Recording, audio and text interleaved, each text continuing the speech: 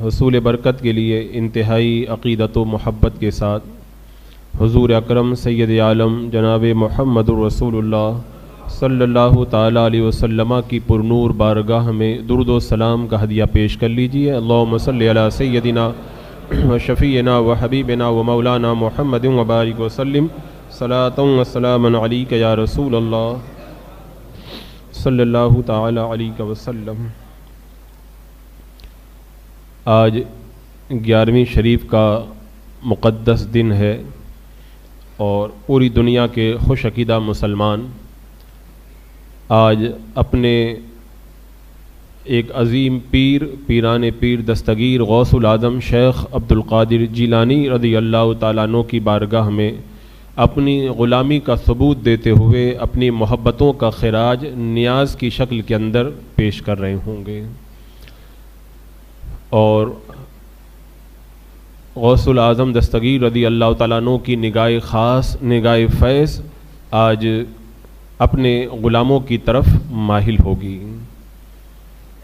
آج رات کے پروگرام میں نے سیدنا غوث اعظم رضی اللہ تعالیٰ عنہ کی مقدس زندگی کے حوالے سے کچھ باتیں آپ کے گوش گزار کی تھی۔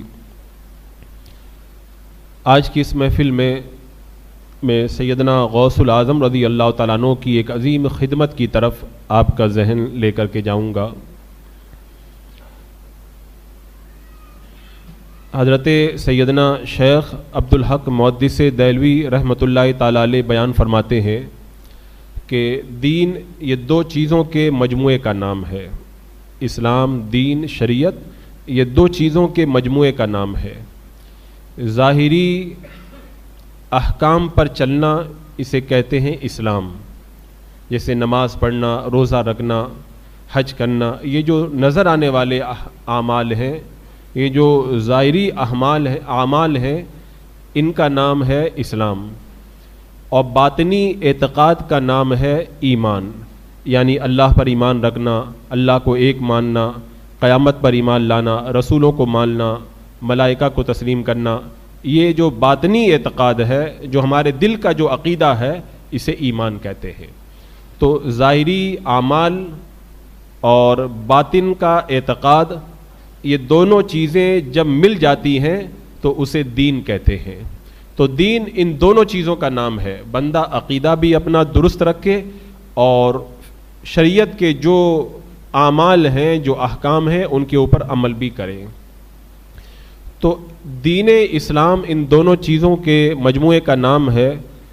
اب اللہ تبارک و تعالیٰ نے اس دین کو لوگوں تک پہنچانے کے لیے اپنے رسولوں کو مبعوث فرمایا۔ رسولان اعظام آتے رہے، لوگوں کو دین پر چلاتے رہے۔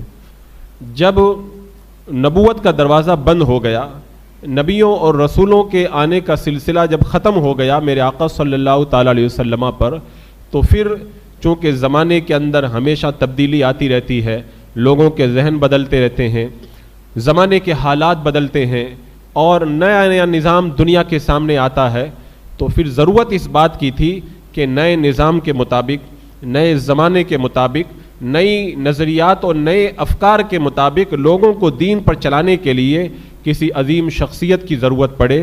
تو اللہ تبارک و تعالیٰ نے نبوت کا دروازہ بند کرنے کے بعد اس دین کو صبح قیامت تک زندہ رکھنے کے لیے ہر 100 سال کے اخیر میں اللہ تعالیٰ ایک مجدد کو مبعوث فرماتا ہے۔ یہ ایک عظیم شخصیت ہوتی ہے جو ہر 100 سال کے اندر آتی ہے، اور دین کے اندر جو بگاڑ پیدا ہو گیا ہے، دین کے اندر جو خرابیاں پیدا ہو گئی ہیں، جو غلط عقیدے لوگوں نے داخل کر دیے ہیں، جو غلط اعمال اور غلط نظریات لوگوں نے دین کے اندر ملا دیے ہیں، ہر 100 سال پہ ایک مجدد آتا ہے اور نبیوں کے لائے ہوئے اس دین کے اندر جو کمیاں پیدا ہو گئی ہیں ان کمیوں کو دور کرتا ہے، باطل چیزوں کو جدا کرتا ہے، اور دین کا وہی اصلی چہرہ جو نبی اکرم صلی اللہ علیہ وسلم لے کر کے آئے تھے اسے دوبارہ پھر پوری تر و تازگی کے ساتھ میں دنیا والوں کے سامنے پیش کرتا ہے۔ تو یہ مجدد کے آنے کا سلسلہ ہر 100 سال میں ہوتا ہے۔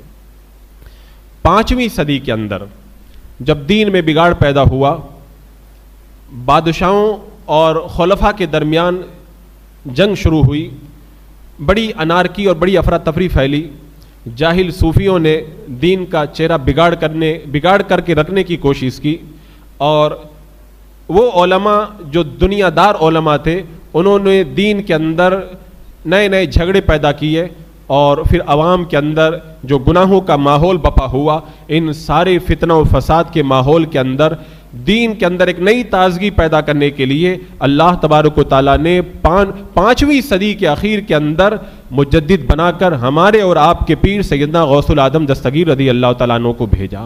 تو میرے سرکار غوث اعظم رضی اللہ تعالیٰ عنہ 470 ہجری کے اندر پیدا ہوئے اور آپ نے 5ویں صدی کے اخیر کے اندر پیدا ہو کر دین میں جو بگاڑ پیدا ہوا تھا اسے دوبارہ دین کے اندر ایک نئی تر و تازگی پیدا فرمائی۔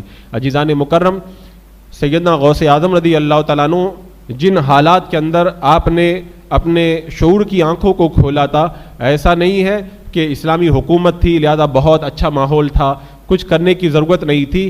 جن لوگوں کی ہسٹری کے اوپر نظر ہے، تاریخ پر جن لوگوں کی نظر ہے، انہیں خوب اچھے طریقے سے یہ بات معلوم ہے کہ غوث اعظم رضی اللہ تعالیٰ عنہ نے جن حالات کے اندر شعور کی آنکھوں کو کھولا، اس زمانے کے حالات بڑے افراتفری کے ماحول تھے، لوگوں کے اعمال کے اندر بگاڑ، عقائد کے اندر بگاڑ، معمولات میں بگاڑ، نظریات اور افکار کے اندر بگاڑ، اور حکومتوں کے اندر جو آپسی جو جنگیں چل رہی تھی اس کی وجہ سے پورے عالم اسلام کا نظام درہم برہم ہو کر کے رہ گیا تھا۔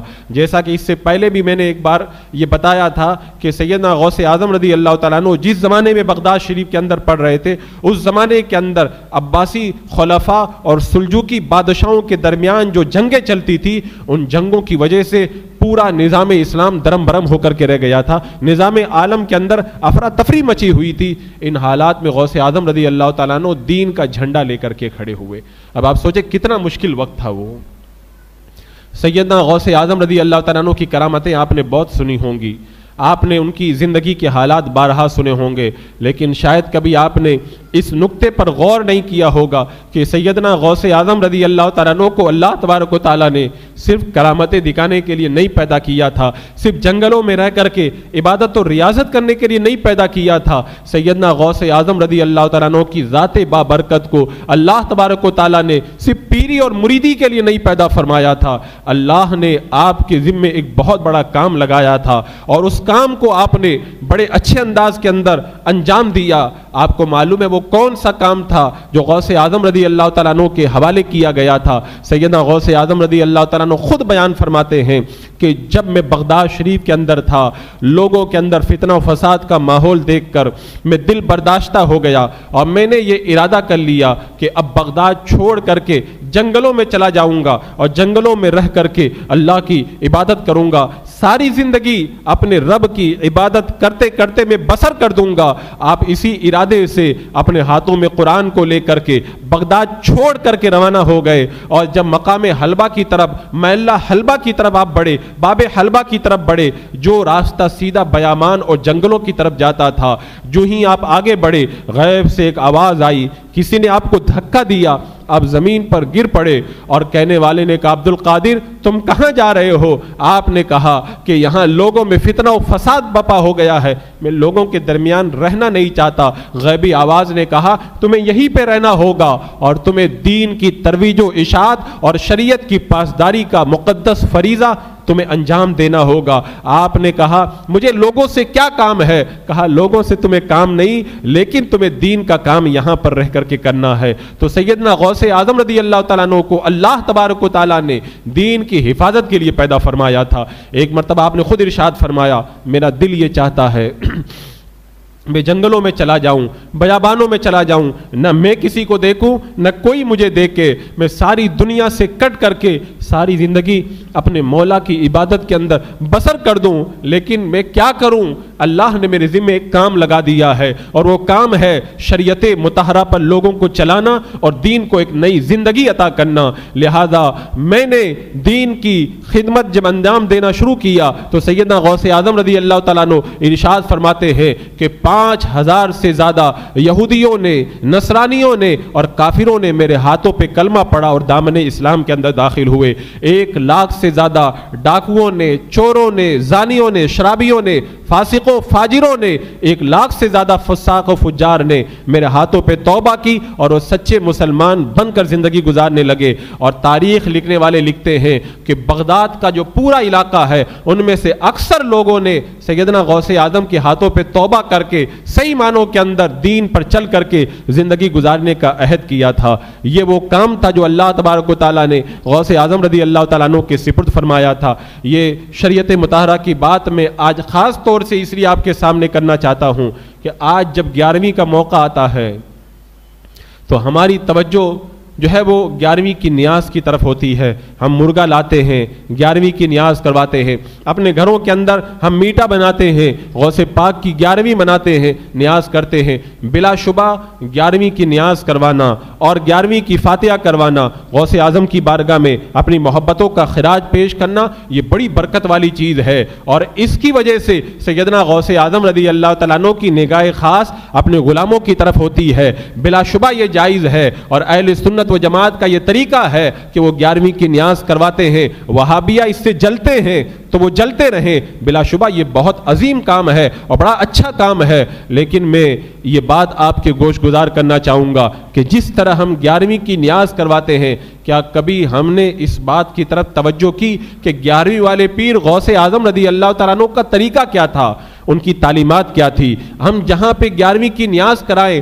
اس سے بڑا کام یہ ہے کہ 11ویں کی نیاز کے ساتھ میں ہم غوث اعظم کی تعلیمات پہ بھی عمل کریں. انہوں نے جو اپنے خطبات میں, اپنی تقریروں میں, اپنی تبلیغ میں جو باتیں ہمیں بتائی, ان باتوں کو ہم مضبوطی سے سام لیں, پھر دیکھیں کہ غوث اعظم کی نگاہ کرم ہماری طرف کس طرح ہوا کرتی ہے. سیدنا غوث اعظم جس دن پیدا ہوئے اس دن سے لے کر جس دن آپ کا وصال ہوا اس دن تک ساری زندگی آپ شریعت کے اوپر عمل کرتے رہے. آپ کا ایک قدم بھی کبھی شریعت کے خلاف نہیں اٹھا. آپ کا اٹھنا بیٹھنا, چلنا پھرنا, کھانا پینا, سونا جاگنا, سب کا سب جو ہے وہ شریعت مطہرہ کے مطابق تھا.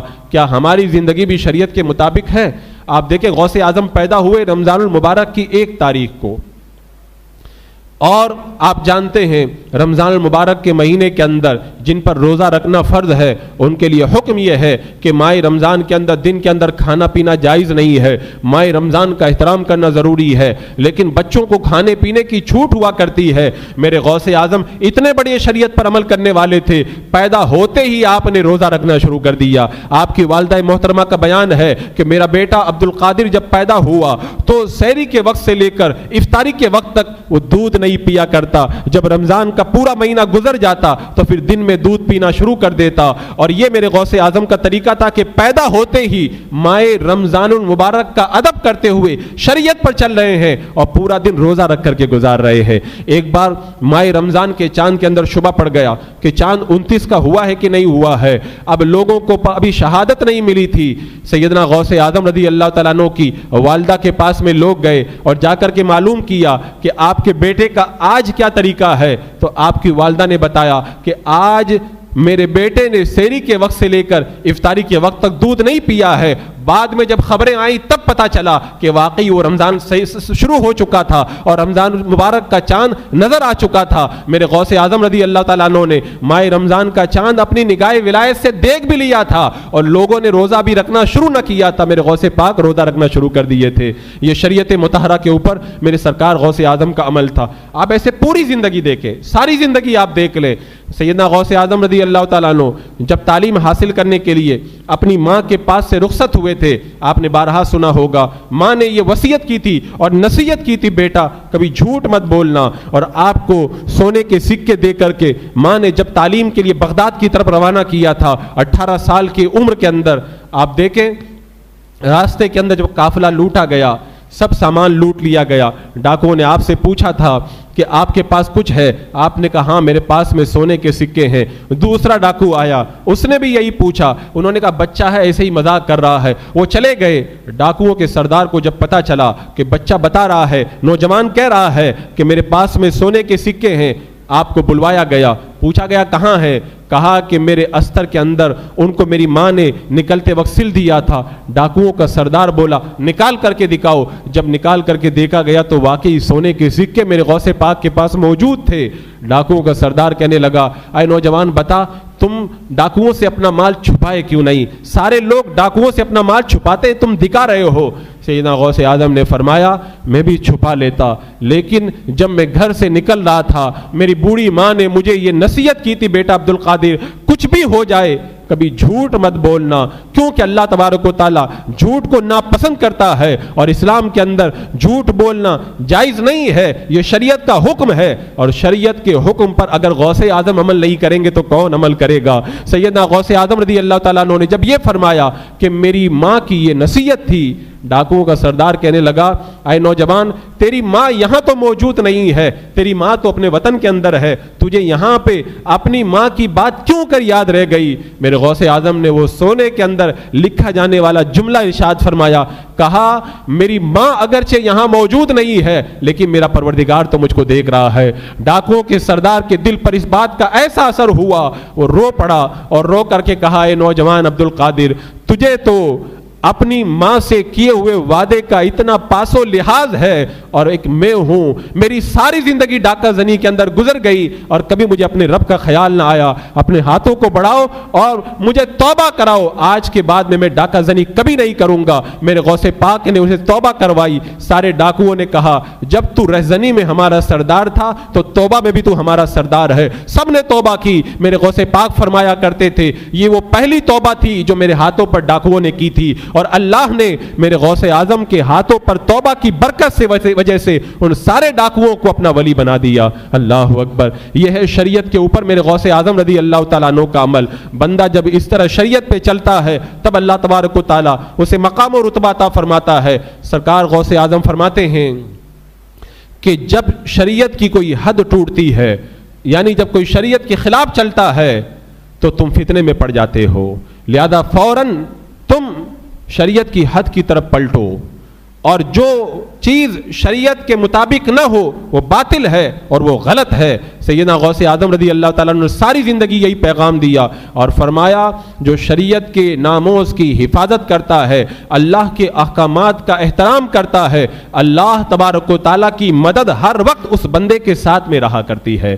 یا اللہ والوں کے ساتھ میں جب اللہ کی مدد رہتی ہے تبھی تو بڑے بڑے ظالم اور جابر بادشاہ بھی ان کے سامنے جو ہے وہ دم نہیں مار سکتے. سیدنا غوث اعظم نے شریعت کے اوپر کیسے عمل کیا؟ اللہ اکبر. میرے غوث اعظم رضی اللہ تعالیٰ عنہ ممبر خطابت پر بیٹھے ہوئے ہیں, خطبہ ارشاد فرما رہے ہیں. آپ کو اپنی ذات کے بارے میں کبھی جلال نہیں آتا تھا, اگر جلال آتا تھا تو دین کے بارے میں آتا تھا. حضرت امام نووی شافعی رحمت اللہ تعالیٰ علیہ فرماتے ہیں جب کوئی شریعت کی توہین کرتا تھا غوث اعظم غضبناک ہو جایا کرتے تھے. اور مفتی عراق رحمت اللہ تعالیٰ علیہ فرماتے ہیں جب شریعت کے اوپر ضرب پڑتی تھی تو غوث اعظم رضی اللہ تعالیٰ عنہ جلال میں آ جایا کرتے تھے, اور اپنے معاملے میں کبھی جلال نہیں فرماتے تھے. جب شریعت پر ضرب پڑی اور بادشاہ وقت نے ایک ظالم کو قاضی مقرر کر دیا ابو الوفا یحییٰ کو, میرے غوث اعظم رضی اللہ تعالیٰ عنہ نے یہ نہیں خیال کیا کہ بادشاہ بہت بڑا بادشاہ ہے, پورے عالم اسلام کی حکومت اس کے پاس میں ہے, وہ میرے ساتھ میں یہ برتاؤ کرے گا وہ برتاؤ کرے گا. میرے سرکار غوث پاک رضی اللہ تعالیٰ عنہ کوئی خیال نہیں کیا, تنہائی میں بلا کر کے نہیں, ممبر پر بیٹھ کر کے بادشاہ کو مخاطب کر کے کہا اے خلیفہ وقت تو نے ظالم ابو الوفا یحییٰ کو یہاں کا قاضی بنایا ہے, ایسے بڑے ظالم کو تو نے قاضی بنایا, کل قیامت کے دن ارحم الراحمین کی بارگاہ کے اندر جب تیری پیشی ہوگی تو اللہ کو کیا منہ دکھائے گا؟ خلیفہ وقت نے جب سنا تو لرز گیا, رو کر کے توبہ کی اور فوراً قاضی کو معزول کر دیا. یہ وہ کلمہ حق تھا, شریعت کی پاسداری تھی جو میرے سرکار غوث اعظم رضی اللہ تعالیٰ عنہ نے علل اعلان فرمائی. آج دنیا کے لیے لوگ کیا کچھ نہیں کرتے, میرے غوث اعظم رضی اللہ تعالیٰ عنہ شریعت پہ کتنا چلتے تھے. آپ دیکھیں بادشاہ وقت ہے, آپ کی بارگاہ میں آتا ہے مستنجد باللہ بادشاہ, اور 10 سونے کے سکوں کی تھیلیاں لے کر آپ کی بارگاہ میں نذرانہ پیش کرتا ہے. آج کے حساب سے کروڑوں روپے کا نذرانہ تھا. میرے سرکار غوث پاک نے جو دولت پائی تھی اس دولت کے سامنے دنیا کی دولت کی کوئی حقیقت نہیں تھی، اور آپ کی نظر حرام مال کی طرف کیسے اڑ سکتی تھی؟ آپ شریعت پر عمل کرنے والے تھے۔ آج ہمارا اور آپ کا یہ حال ہے۔ غوث اعظم رضی اللہ تعالیٰ عنہ سے محبت کا ہم اظہار کرتے ہیں، ان کے نام کی 11ویں مناتے ہیں، لیکن ہم رزق کے معاملے کے اندر حلال اور حرام کی کتنی تمیز کرتے ہیں، ہمیں اپنے گریبان کے اندر جھانک کر کے دیکھنا چاہیے۔ جب ہم نے اللہ کے احکامات پہ چلنا چھوڑ دیا تو اللہ نے ہمارا رزق بھی تنگ کر دیا۔ خود رب نے فرمایا ہے کہ جب تم میرے ذکر سے اعراض کرو گے میں تمہاری زندگی کو تنگ کر دوں گا۔ میرے سرکار غوث پاک رضی اللہ تعالیٰ عنہ نے جب شریعت پہ عمل کیا تو بادشاہ خود خزانہ لے کر کے دربار میں آتا تھا، اور خود میرے سرکار غوث پاک فرماتے ہیں ایسا لگتا ہے میرے ہاتھ میں سوراخ ہے، دنیا کا مال آتا ہے اور نکل کر کے چلا جاتا ہے۔ آپ کے پاس آتا تھا فوراً رائے مولا میں لٹا دیا کرتے تھے۔ سرکار غوث پاک نے 2 تھیلیوں کو پکڑا اور دونوں کو پکڑ کر کے جب دبایا تو اس میں سے خون نکلنے لگا، اور جلال میں آ کر کے بادشاہ سے کہا۔ بادشاہ کے سامنے جانے سے لوگ ڈرتے ہیں، لیکن جو شریعت پہ چلتا ہے بادشاہ اس سے ڈرا کرتا ہے۔ حضرت غوث اعظم رضی اللہ تعالیٰ عنہ نے فرمایا اے خلیفہ وقت، تم میرے سامنے لوگوں کا خون لے کر کے آتے ہو، بتاؤ کل قیامت کے دن اللہ کی بارگاہ میں تمہاری پیشی ہوگی تو اللہ کو تم کیا جواب دو گے؟ جب خلیفہ نے میرے سرکار غوث پاک رضی اللہ تعالیٰ عنہ کی زبان فیض ترجمان سے عالم جلال کے اندر کلمہ حق سنا، بادشاہ لرز گیا اور بے ہوش ہو کر کے گر پڑا۔ یہ ہوتا ہے اللہ والوں کا طریقہ کہ بڑے بڑے جابر و ظالم ان کے سامنے آ کر کے پست ہو جایا کرتے ہیں۔ سرکار غوث پاک ساری زندگی شریعت کی پاسداری فرماتے رہے، اور اس راہ کے اندر آپ نے کبھی بھی کسی کا پاس و لحاظ نہیں کیا۔ اگر میں اس کی مثالیں پیش کروں تو آپ حیران رہ جائیں گے۔ سرکار غوث پاک خود بیان فرماتے ہیں جب میں عبادت و ریاضت کی راہوں میں نے قدم رکھا، بغداد کے جنگلوں میں عبادت کر رہا تھا، ایک نورانی بزرگ میرے پاس میں آئے اور آنے کے بعد میں مجھ سے کہا کہ کیا تم میرے ساتھ میں رہنا چاہتے ہو؟ آپ نے فرمایا ہاں۔ کہا پھر تم مجھ سے وعدہ کرو، کیا وعدہ وفا کرو گے؟ آپ نے فرمایا ہاں میں وعدہ وفا کروں گا۔ کہا کہ جب تک میں نہ آ جاؤں تم یہیں پر بیٹھے رہنا۔ فرمایا میں وعدہ کرتا ہوں۔ وہ نورانی بزرگ چلے گئے، غوث پاک رضی اللہ تعالیٰ عنہ اس کا انتظار کرتے رہے۔ 1-2 دن، مہینہ، 2 مہینہ، پورا 1 سال گزر گیا، وہ نہیں آئے۔ آپ انتظار کرتے رہے۔ آج ہم کاروبار کرتے کتنا لوگوں کو دھوکہ دیتے ہیں، کتنی وعدہ خلافی کرتے ہیں۔ آج اگر ہم سے کوئی وعدہ کر لے ہم اس کو چند منٹ تک نبھا دینا بڑا مشکل سمجھتے ہیں۔ میرے غوث پاک شریعت پر عمل کا جذبہ یہ ہے کہ رب نے جب فرما دیا وعدہ پورا کرو، آپ نے وعدہ پورا کرنے کے لیے 1 سال تک جنگل میں اسی جگہ بیٹھے رہے اور وہاں سے آپ ہٹے نہیں۔ اللہ اکبر۔ سال بھر کے بعد میں بزرگ آئے اور چند لمحہ بیٹھ کر کے گئے اور کہا کہ میں پھر آتا ہوں، تم یہیں بیٹھے رہنا۔ وہ پھر چلے گئے۔ اب غوث پاک انتظار کر رہے ہیں، مہینہ 2 مہینہ کرتے کرتے پورا سال گزر گیا، وہ نہیں آئے۔ سال بھر کے بعد میں آئے، پھر چند لمحے کے لیے بیٹھے اور کہا میں آتا ہوں تم یہیں بیٹھے رہنا، اور یہ کہہ کر کے چلے گئے۔ سیدنا غوث اعظم رضی اللہ تعالیٰ عنہ پھر انتظار کرتے رہے۔ پورا سال آپ نے انتظار میں گزار دیا۔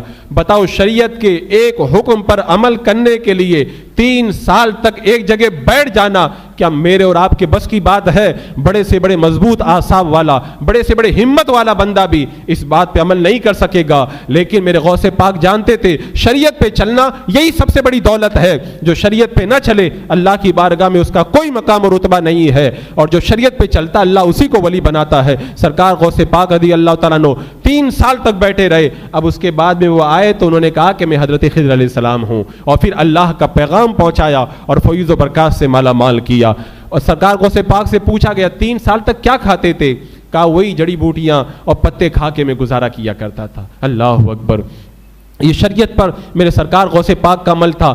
آپ کے زمانے میں کچھ جاہل صوفی پیدا ہو گئے تھے، وہ کہتے تھے ہمیں شریعت پہ چلنے کی کیا ضرورت ہے، ہم تو طریقت والے ہیں۔ تو سرکار غوث پاک رضی اللہ تعالیٰ عنہ نے ان جاہل صوفیوں کا رد کرتے ہوئے منبر خطابت پر بیٹھ کر کے فرمایا کہ اے منافقوں، تم دین کو مذاق بنا رہے ہو، آؤ دین اور شریعت کی طرف پلٹو اور شریعت کی رسی کو مضبوطی سے پکڑ لو، اس لیے کہ جو حقیقت شریعت کے مطابق نہ ہو وہ حقیقت باطل ہے، وہ بالکل غلط ہے۔ سرکار غوث پاک نے ایسے جاہل صوفیوں کا رد فرمایا، کیونکہ بہت سارے جاہل صوفیوں کا نظریہ یہ ہوتا ہے، شیطان ان کو بہکا دیتا ہے، وہ سمجھتے ہیں کہ اللہ تو ہم سے راضی ہو گیا، ہم تو اللہ کی بارگاہ میں پہنچ گئے، ہم تو خانہ کعبہ میں نماز پڑھتے ہیں، لہذا اب ہمیں شریعت پر چلنے کی ضرورت نہیں ہے۔ سرکار غوث پاک نے اس راز سے بھی پردہ ہٹا ہٹایا. آپ خود فرماتے ہیں میں جنگل بیابان کے اندر تھا, مجھے پیاس لگی, بادل امڑ کر کے آئے, میں نے پانی پیا, تھوڑی دیر کے بعد میں آسمانوں سے بڑی روشنی ظاہر ہوئی اور اس میں سے آواز آئی, عبد القادر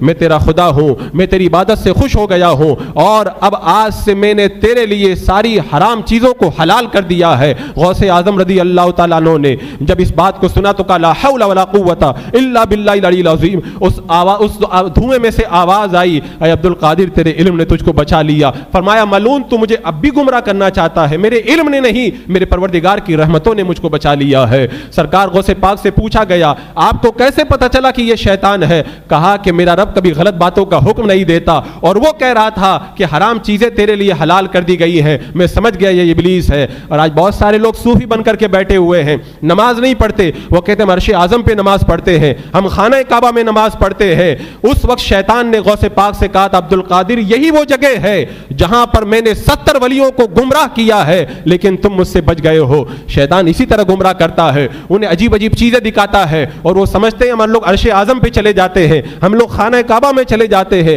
لیکن انہیں پتہ نہیں ہے جسے وہ عرش اعظم اور خانہ کعبہ سمجھتے ہیں وہ شیطان کا فریب ہے اور شیطان ان کو ان راہوں سے بہکانے کی کوشش کرتا ہے اور بات ان کو سمجھ میں نہیں آ پاتی. سرکار غوث پاک نے ایسے جاہل صوفیوں کا بھرپور رد کیا اور دین کو اس طرح آپ نے زندہ کیا. سرکار غوث پاک کا نام کیا؟ محی الدین, دین کو زندہ کرنے والا. یہ نام آپ کے ماں باپ نے آپ کا نہیں رکھا تھا, یہ لقب آپ نے اپنا خود نہیں رکھا تھا. آپ خود بیان فرماتے ہیں میں بغداد کے جنگلوں سے پلٹ رہا تھا, میں نے دیکھا کہ ایک نوجوان ہے اور وہ بالکل نحیف و ناتواں ہے, کمزور ہے, چہرہ مرجھایا ہوا پڑا ہوا ہے. اس نے کہا عبد القادر میں کمزور ہوں, مجھے سہارا دو. غوث پاک رضی اللہ تعالیٰ عنہ آگے بڑھے, اس کا ہاتھ تام کے جب کھڑا کیا تو وہ بالکل تندرست و توانا ہو گیا, چہرے پہ رونق آ گئی اور بالکل ہٹا کھٹا ہو گیا. آپ حیران ہو گئے. وہ کہنے لگا عبد القادر میں تمہارے جد امجد تمہارے نانا جان کا دین ہو, اللہ نے تمہاری وجہ سے تمہارے سبب سے اللہ نے مجھے نئی زندگی عطا فرما دی ہے اور تم محی الدین ہو, دین کو زندہ کرنے والے ہو. اللہ اکبر. سرکار غوث پاک فرماتے ہیں جب میں پلٹ کر کے بغداد میں آیا, اب جو بھی مجھ کو ملتا تھا تو کہتا تھا السلام علیکم یا محی الدین, اے دین کو زندہ کرنے والے تمہیں سلام ہو. فرماتے میں نماز پڑھنے گیا, نماز سے فارغ ہوا تو سارے لوگ امڑ آئے اور سب محی الدین کہہ کر کے مجھے خطاب کرنے لگے, گویا کہ اللہ کی طرف سے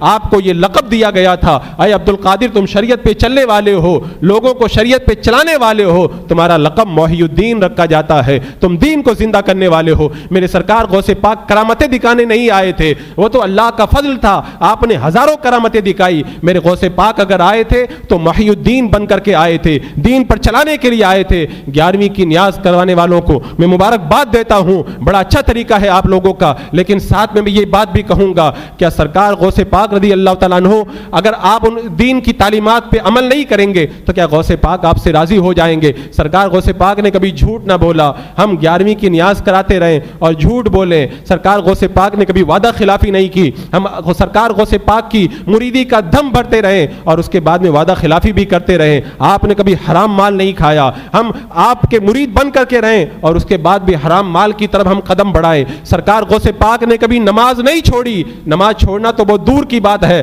فرماتے ہیں کہ میں نے بغداد کے جنگلوں کے اندر 25 سال تک رہ کر کے عبادت کی, 40 سال تک عشاء کے وضو سے میں نے فجر کی نماز ادا کی اور 15 سال تک میں نے ایک رکعت کے اندر پورا قرآن مقدس ختم کیا. ہم سرکار غوث پاک رضی اللہ تعالیٰ عنہ کے ماننے والے اگر ہم قرآن کی تلاوت نہ کریں, اگر ہم نمازوں کی پابندی نہ کریں, اگر ہم شریعت مطہرہ پہ نہ چلیں, اگر ہم ایک دوسروں کے حقوق کو ادا نہ کریں اور سرکار غوث پاک کی غلامی کا دم بھرتے رہیں تو کل قیامت کے دن ہم غوث پاک کو کیا منہ دکھائیں گے؟ میں آج کی اس محفل کے اندر حاضر ہونے والے سارے سنی مسلمانوں سے یہ اپیل کرتا ہوں, خدا کے لیے کل قیامت کے دن غوث پاک کے دامن کے سائے میں اگر جنت میں جانا چاہتے ہو تو آج سے یہ پورا ارادہ بنا لو, سرکار 11ویں والے پیر کا جو طریقہ تھا اسی طریقے پر ہم چلیں گے. سرکار غوث پاک خود فرماتے ہیں کہ بندہ جب نفس کو مغلوب کر کے ساری زندگی شریعت پہ چلتا ہے, اللہ تعالیٰ اسے بڑی برکتوں سے مالا مال کرتا ہے اور جنت الفردوس میں اعلیٰ سے اعلیٰ مقام اسے عطا فرماتا ہے.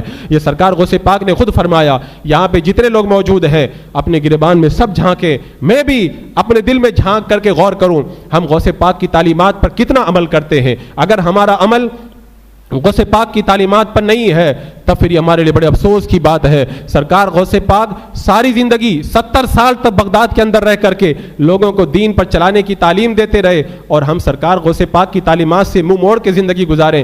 خدا کے لیے آج آپ سوچیں اور 11ویں والے پیر کو راضی کرنے کے لیے آپ دین پہ چلنا شروع کر دیں۔ جب آپ دین پہ چلیں گے تو آپ کی طرف غوث پاک کی برکتیں خود آئیں گی، اور سرکار غوث پاک کا فیضان آپ کے دل کے اندر موسلادھار بارش کی طرح برسے گا۔ رزق کی تنگی بھی دور ہو جائے گی، بیماریاں بھی چلی جائیں گی، آفتیں آئیں ہیں وہ بھی چھڑ جائیں گی، کیونکہ غوث پاک رضی اللہ تعالیٰ عنہ امام مہدی کے آنے کے وقت تک غوثیت کبریٰ کے مقام پر فائز ہے۔ جو بھی ولی بنتا ہے غوث پاک کی مہر سے ولی بنتا ہے۔ سرکار غوث پاک توجہ فرما دیں تو پھر بیڑا کیسے پار نہ ہوگا۔ وہ کیا مرتبہ غوث ہے بالا تیرا، اونچے اونچوں کے سروں سے قدم آلا تیرا، تیری سرکار میں لاتا ہے رضا اس کو شفیع جو میرا غوث ہے اور لاڈلا بیٹا تیرا۔ السلام علیکم ورحمۃ اللہ وبرکاتہ۔